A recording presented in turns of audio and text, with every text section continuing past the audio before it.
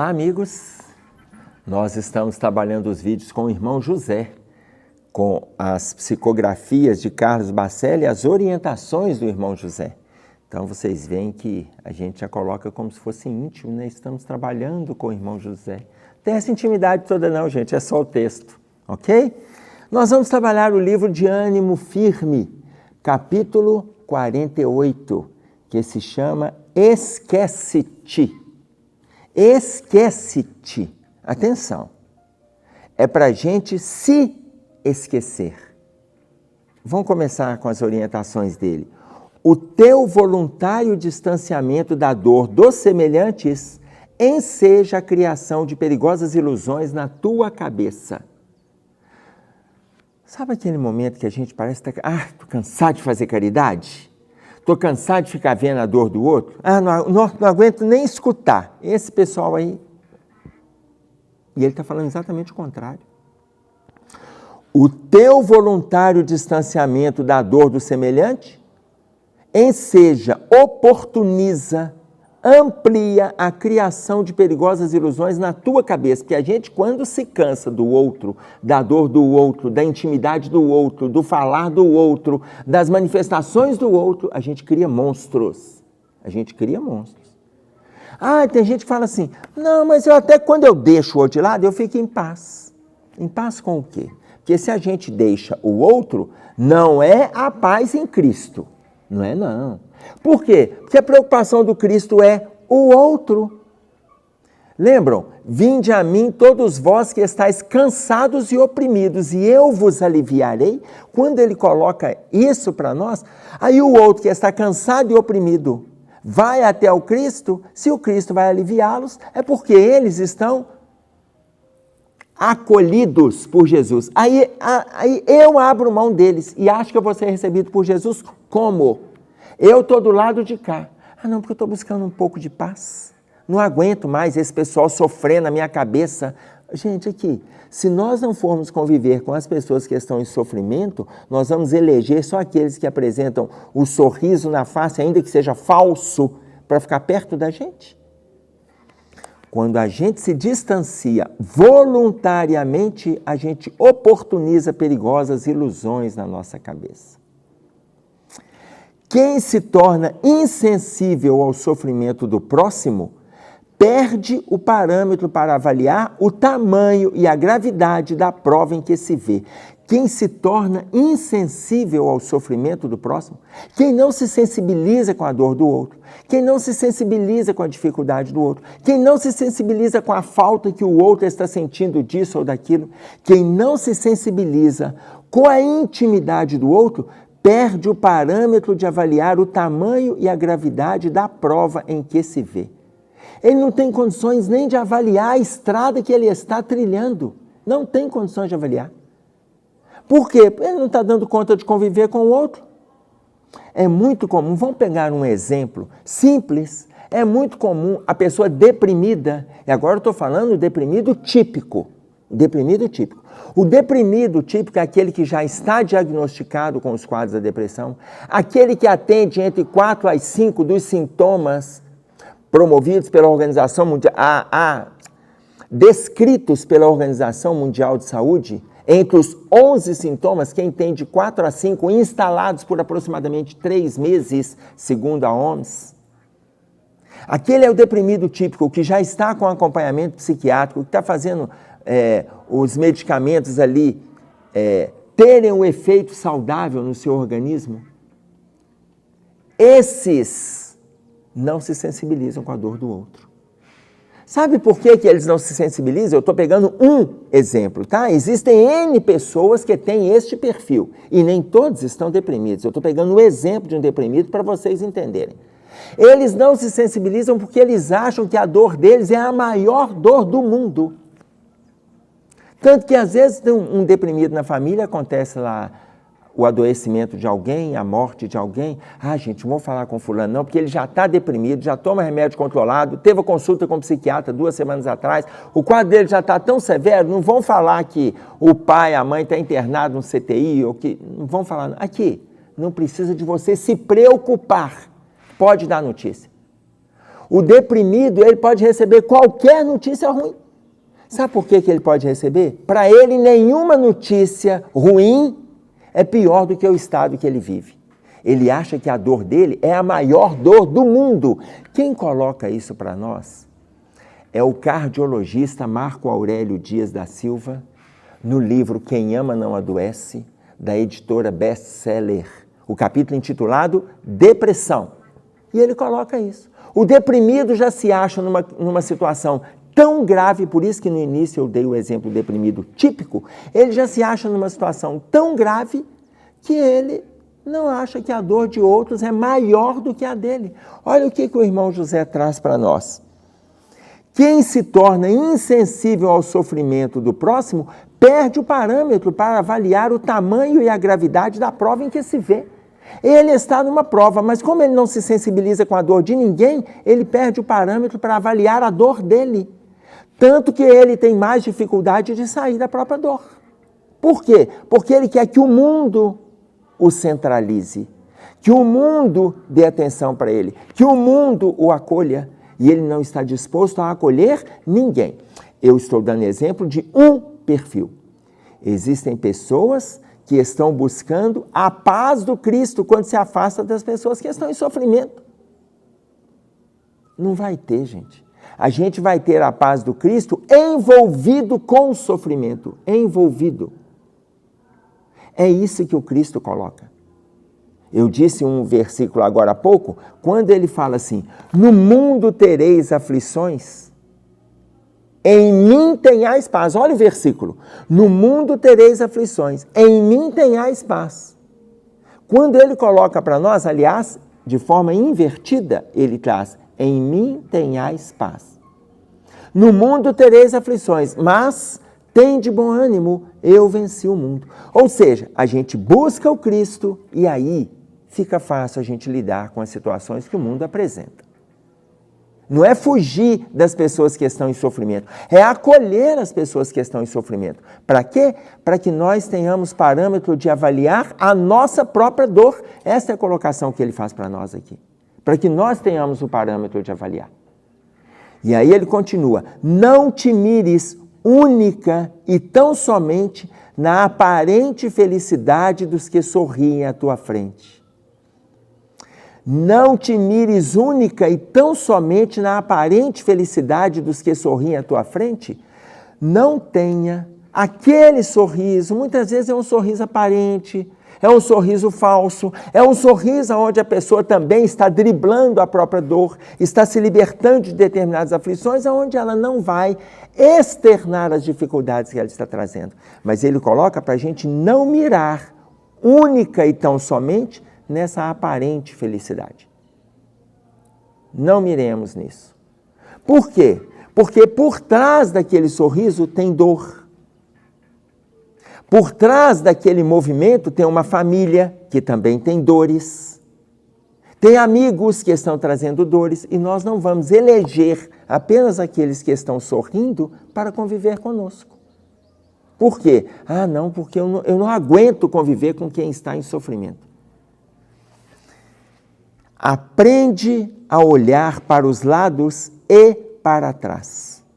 Aprende a olhar para quem está em torno. Aprende. Porque à medida que a gente aprende a olhar para os lados, a gente vai ver que a gente está acompanhado de pessoas alegres e de pessoas tristes. De pessoas em sofrimento e de pessoas em contentamento. De pessoas espiritualizadas e de pessoas perversas. Estamos acompanhados. Mas o que ele coloca? Aprende a olhar para os lados e para trás. Aprende. Para quê? Para que a gente tenha um caminho reto. Olha só, vocês que estão me ouvindo, eu também coloco isso. Veja, olha a fala de André Luiz no livro Sinal Verde. Lá no capítulo 35 ele diz para nós assim, se você está positivamente ao lado do bem, o que você está esperando para trabalhar em favor do próximo? Porque a gente coloca que nós somos pessoas do bem. Vocês já devem ter falado isso, eu já falei e falo. Se a gente está positivamente do lado do bem, se a gente está envolvido, a gente diz que está envolvido com o trabalho, com o auxílio, com a escuta, com o acolhimento da dor do outro, se a gente diz, o que nós estamos esperando para fazer, para exercer, para cumprir isso que a gente fala? E aí o que o irmão José propõe? Olhe para trás e olhe para os lados. Olhe para trás e olhe para os lados. Ele não fala para olhar para frente, não precisa. Porque se a gente estiver olhando para trás e para os lados, nós estamos acolhendo quem está em torno. No sentido de atender também essa colocação do irmão, do André Luiz. Se a gente olha para trás e para os lados, positivamente ao lado do bem, o que a gente está esperando para fazer em favor do próximo? Não precisamos esperar nada, a gente vai lá e faz. Então, ele não fala para a gente olhar para frente, porque se eu estiver acolhendo esses que estão na minha retaguarda e que estão caminhando comigo, que estão renteando comigo, olha, eu não preciso olhar para frente, não. Por quê? A estrada, ela vai sendo muito mais iluminada por um horizonte dignificado, por um horizonte espiritualizado, do que por um horizonte em trevas. Eu estou trabalhando. Se a gente está trabalhando, eu não preciso preocupar com as trevas. Se a gente está trabalhando, a gente não precisa se preocupar com as trevas. Mas se a gente pensa que tem que ficar isolado de todo mundo, que a gente vai ter paz, olha o texto, esquece-te. Esquece de você. Começa a pensar nos outros, em favor dos outros. Eu não estou dizendo que não é para nós nos atentarmos para as nossas dores, não. É para a gente se atentar, mas a gente não priorizar. Eu só vou fazer isso assim quando eu não tiver com esse estado íntimo conturbado. Isso não vai sarar nunca. Nunca é nunca. Por quê? Porque para eu melhorar, eu tenho que conviver com a dor do outro. Ele não coloca para nós? Quando eu convivo com a dor do outro, eu tenho parâmetro para avaliar a minha dor. Eu tenho parâmetro. Continuando. Renteando contigo, avança a multidão daqueles cuja única esperança de paz se concentra em Jesus, o amigo que nos antecede na caminhada. Renteando contigo, olha, é buscar o Cristo, gente. Nós colocamos aqui a fala dele, no mundo tereis, em mim tenhais paz. Quando a pessoa coloca, eu prefiro ficar só comigo, uma coisa é colocar isso no movimento de oração, de reflexão, de meditação, de concentração. Isso é justo, é nobre, é saudável, é essencial. É essencial. Quando a pessoa começa a pensar no afastamento, eu preciso afastar para eu ficar bem. Você acha que você vai caminhar até onde bem desse jeito, afastando da dor do outro? E achando que você tem que lembrar só de você. Jesus coloca, em mim tenhais paz. No mundo tereis aflições. A gente vai ter mentiras, a gente vai ter corrupção, agressão, fofoca, maledicência, vaidades, preguiça, desânimo, apatia. A gente vai ter. Mas é só isso? Não. Mas como nos diferenciarmos disso? Não sejamos preguiçosos, não sejamos mentirosos, não sejamos maledicentes, não sejamos apáticos. Não sejamos. Porque se no meio que a gente está existem pessoas que estão assim, sejamos nós o exemplo digno do Cristo. A gente não está buscando, em mim tenhais paz. A gente busca como?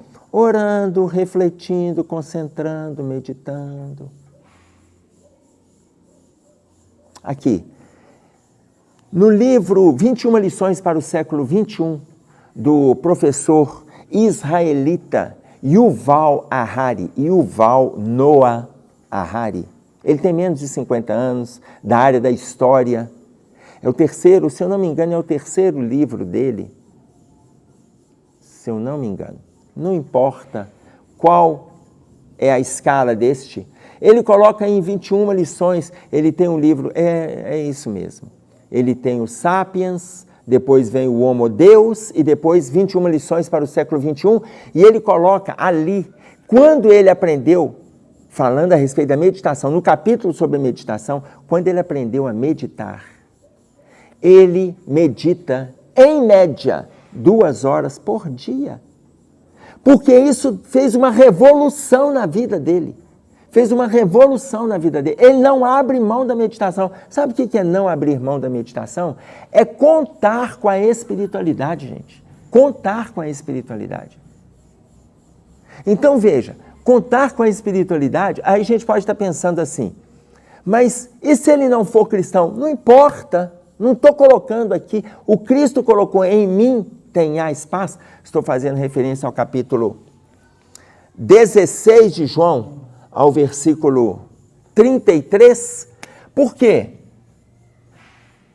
No capítulo 16 de João, no versículo 33, que o Cristo coloca para nós, em mim tenhais paz, porque mesmo que seja por um outro movimento filosófico, a pessoa medita por um movimento filosófico, de busca, de conquista, da salvação, e ele busca outros.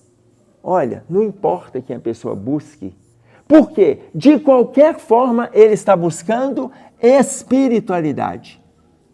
Se ele está buscando espiritualidade, ele está buscando o que o Cristo ensinou. Eu sou o caminho, e aí vocês estão acompanhando no vídeo, eu sou o caminho.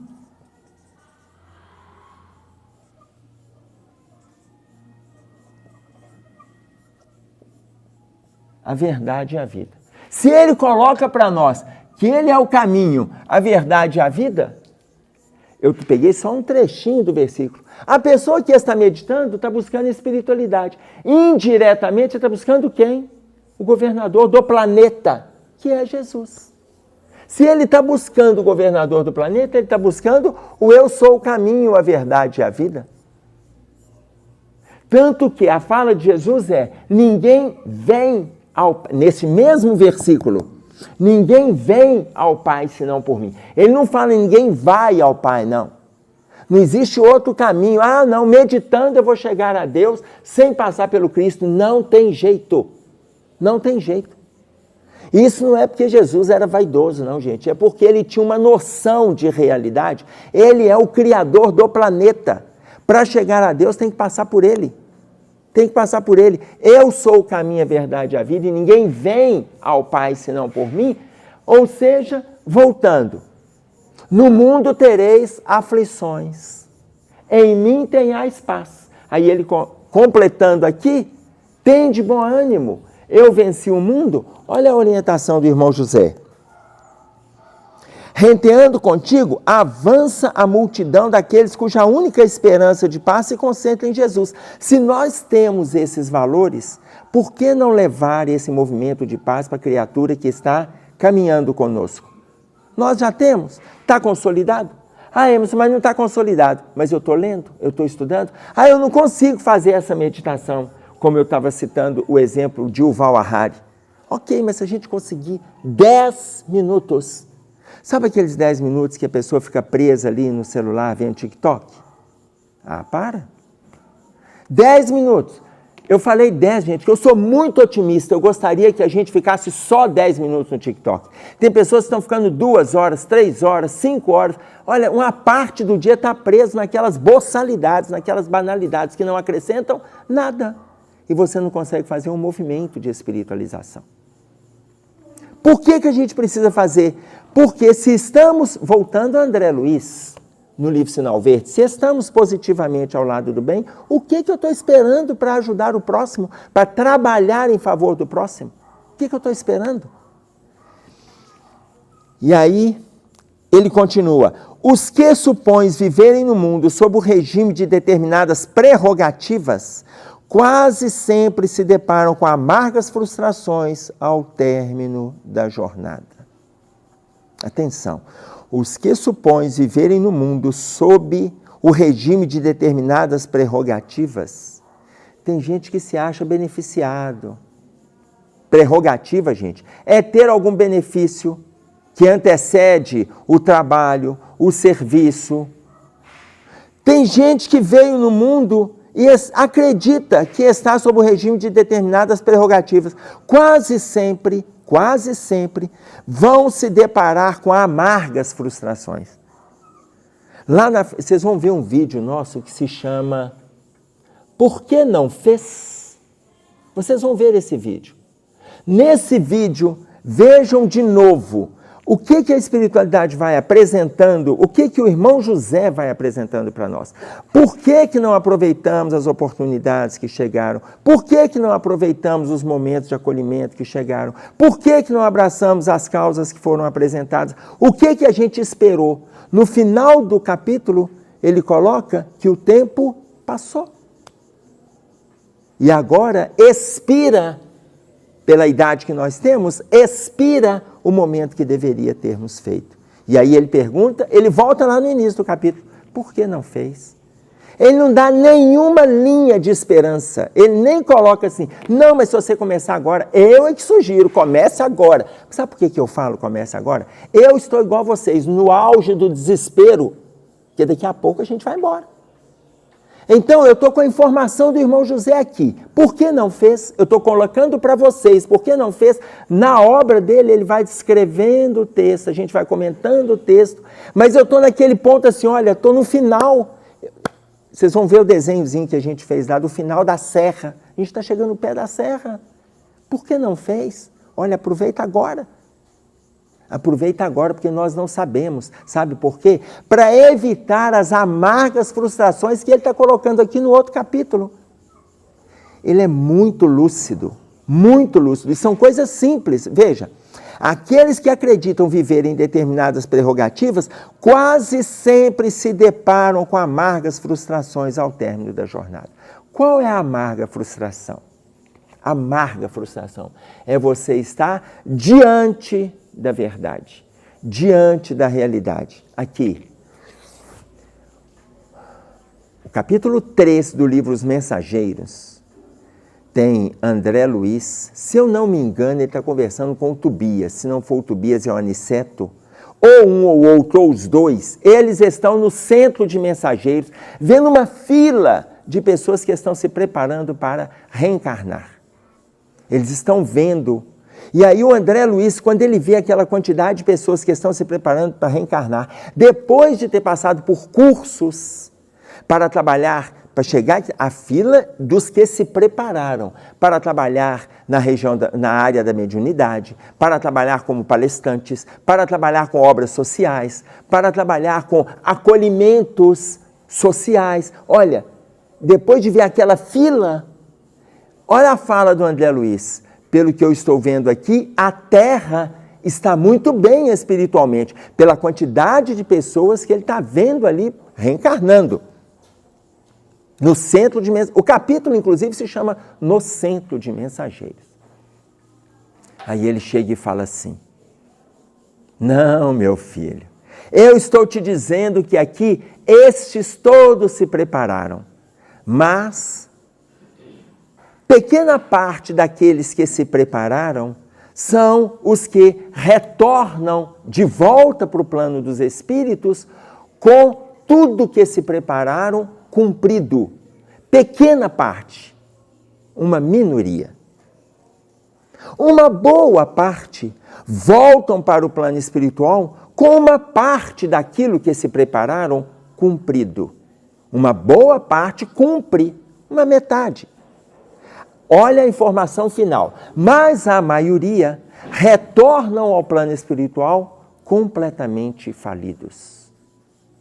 Ô, gente, autoavaliação. Faça a sua. Não precisa de me contar no comentário, não. Porque tem gente que me escuta e depois comenta lá.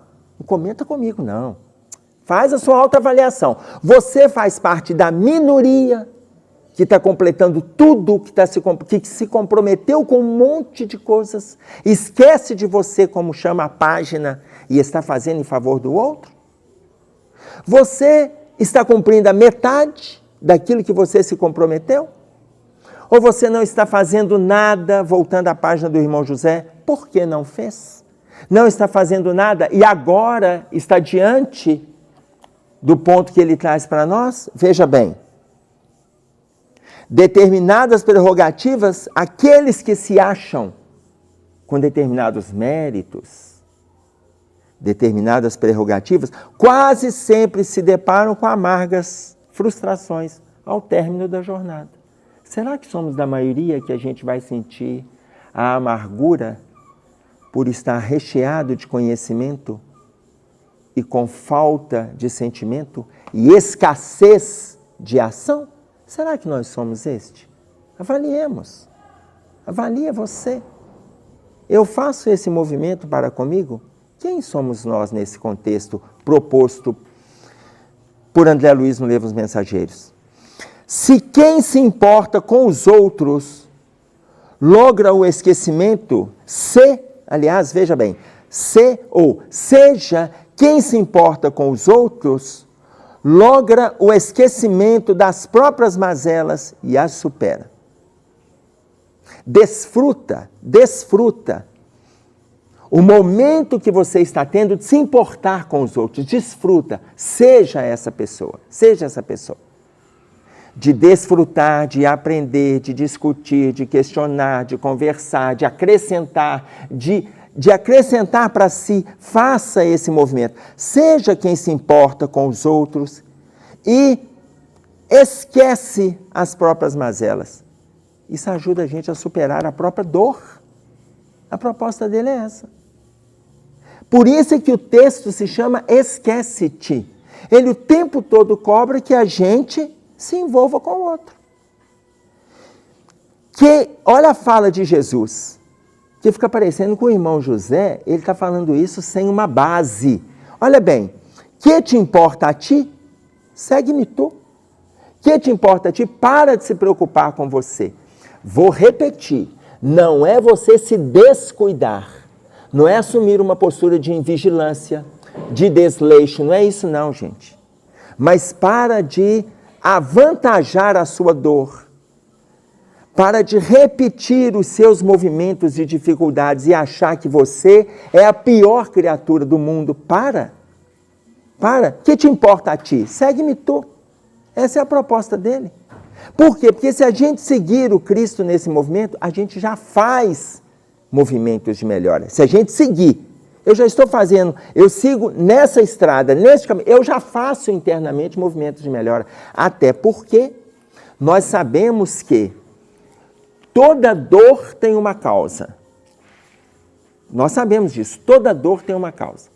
Entretanto, nós sabemos que a causa principal de todas as dificuldades, de todas as dores, são espirituais. Como que está a minha relação com Cristo? Se toda dor tem uma causa.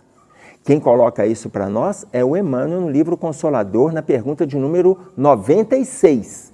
Toda dor, toda doença, tudo isso tem uma causa. Então, se tem uma causa, e ali mesmo na resposta ele fala da causa espiritual, olha o que o Emmanuel coloca. Inclusive o movimento reencarnatório é a forma mais simples que a espiritualidade nos apresenta para nós nos libertarmos da dor. A forma mais simples é a reencarnação. Quando chega aqui, a gente não faz o que precisa fazer. A gente não faz o que a gente se comprometeu a fazer quando estávamos no plano dos espíritos.